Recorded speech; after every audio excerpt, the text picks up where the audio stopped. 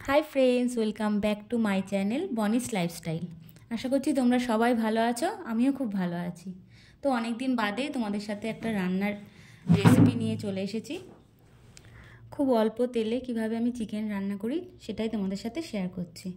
তো চলো, এখানে দেখো আমি কড়াইতে 25 গ্রাম মতন তেল দিয়ে দিয়েছি, আর তার মধ্যে 4টে এলাচ দিয়েছি, আর পেঁয়াজ কুচি করে রেখেছিলাম 3টে পেঁয়াজ, তো এর মধ্যে দিয়ে দেবো। তারপরে ভালো করে পেঁয়াজটাকে ভেজে নেব। এই 25 গ্রাম তেলেই আমি 1 কেজি 250 চিকেন রান্না করব।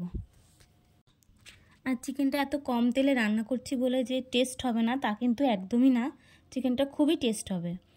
আর তোমরা যারা মনে করছো যে ডায়েট শুরু করবে বা ডায়েট করছো, সেদ্ধ খাবার খেতে ভালো লাগে না বা খেতে চাইছো না, এরকম কম তেলে অনায়াসেই কিন্তু চিকেন রান্না করতে পারো, খুবই টেস্টি হয়। আর চিকেনটা আমি 3 ঘন্টা আগেই কিন্তু ম্যারিনেট করে রেখেছিলাম। তো কিভাবে আমি ম্যারিনেট করেছি চলো তোমাদেরকে দেখাই। এদিকে দেখো চিকেনটা ভালো করে ধুয়ে নিয়েছি, আর আমি 3 টুকরো আলু দিয়ে দিয়েছি, একসাথেই এগুলো ম্যারিনেট করব।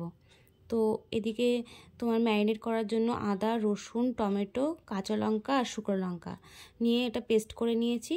তো প্রথমেই দিয়ে দিলাম দেখো স্বাদ অনুযায়ী লবণ, তারপরে দেব হলুদ, এরপরে আমি যেটা পেস্ট করে রেখেছি রসুন, টমেটো, কাঁচা লঙ্কা, শুকনো লঙ্কা মিশিয়ে 15টা মতন দিয়েছি। তো এই দেখো সেই পেস্টটা দিয়ে দিলাম। আর সবচাইতে মেন যেটা সেটা হচ্ছে গিয়ে টক দই। তো এই টক দইটা কিন্তু অবশ্যই দিতে হবে, কারণ আমরা যেহেতু খুব অল্প তেলে রান্না করছি, তাই এই টক দইটা আমাদের দিতেই হবে, তাতে চিকেনটা সফট হবে এবং চিকেন থেকে তেলটা ছাড়বে। তো চলো, এখানে 150 গ্রাম মতন টক দই দিয়ে দিচ্ছি। এবার ভালো করে আমি চিকেনটা ভালো করে মাখিয়ে ম্যারিনেট করে রাখবো। খুব সুন্দর করে হাত দিয়ে ভালো করে মাখিয়ে চিকেনটাকে ম্যারিনেট করে রাখতে হবে।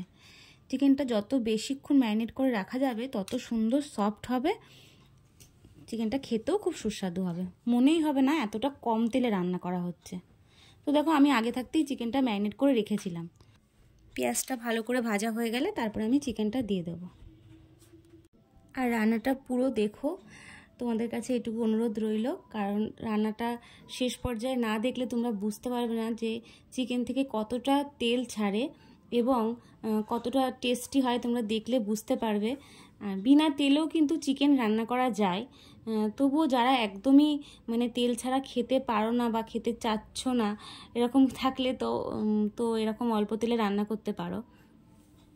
তো দেখো এই পেঁয়াজটা খুব সুন্দর করে কিন্তু ভাজতে হবে, এই পেঁয়াজটা দিয়ে কিন্তু খুব সুন্দর একটা ফ্লেভার আসবে। পেঁয়াজটা কড়া করে ভাজলেই কিন্তু চিকেনের টেস্টটা খুব সুন্দর হবে।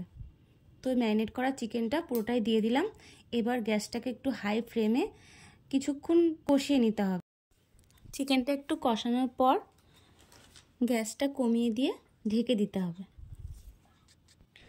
প্রতিটা স্টেপ আমি যেভাবে করেছি, তো তোমরাও যদি সেভাবে করো তো আমি বলছি খুব সুন্দর চিকেন রান্না হবে, খুব টেস্টি হবে। তো আমাদের চিকেনটাও খুব টেস্টি হয়েছিল। আর পুরো ভিডিওটা দেখো, কোনো জায়গায় স্কিপ করো না, তাহলে হয়তো বুঝতে অসুবিধা হবে। আর হ্যাঁ, অনেক দিন আমি আমার চ্যানেলে ভিডিও আপলোড করতে পারিনি কিছু কারণের জন্য, কারণগুলো তোমাদের সাথে শেয়ার করব আর চেষ্টা করব নতুন নতুন ভিডিও আপলোড করার। তোমরা আমার পাশে থেকো আর সাপোর্ট করো, আর যারা নতুন দেখছো প্লিজ চ্যানেলটাকে সাবস্ক্রাইব করে দিও। আর এদিকে দেখো তোমাদের সাথে কথা বলতে বলতে আমার কষানোটাও হয়ে গেছে। তো এই দেখো কতটা তেল ছেড়েছে চিকেন দিয়ে। আর হ্যাঁ, চিকেনটা এরকম ঢাকা দিয়ে কম ফ্লেমে রান্না করতে হবে।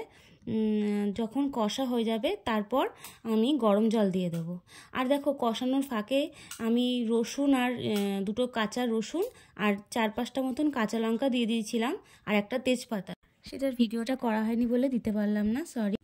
তো দেখো আমার চিকেনটা কষানো হয়ে গেছে, কতটা তেল ছেড়েছে তোমরা দেখেছো। তো এই পর্যায়ে দেখো গরম জল দিয়ে দিচ্ছি। আর গরম জলই কিন্তু তোমরা দেবে, ঠান্ডা জল দেবে না। এবার গ্যাসের ফ্লেমটা জোরে দিয়ে চিকেনটা 2-3 মিনিটের জন্য ফুটিয়ে নিতে হবে।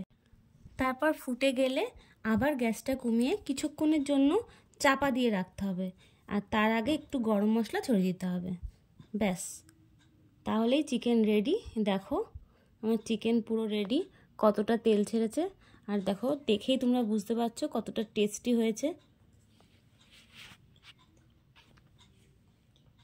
তো চলো আজকের মতন ভিডিও এখানেই শেষ করছি। তোমরা সবাই ভালো থেকো, সুস্থ থেকো, আর ভালো লাগলে লাইক, কমেন্ট, শেয়ার করতে ভুলো না কিন্তু।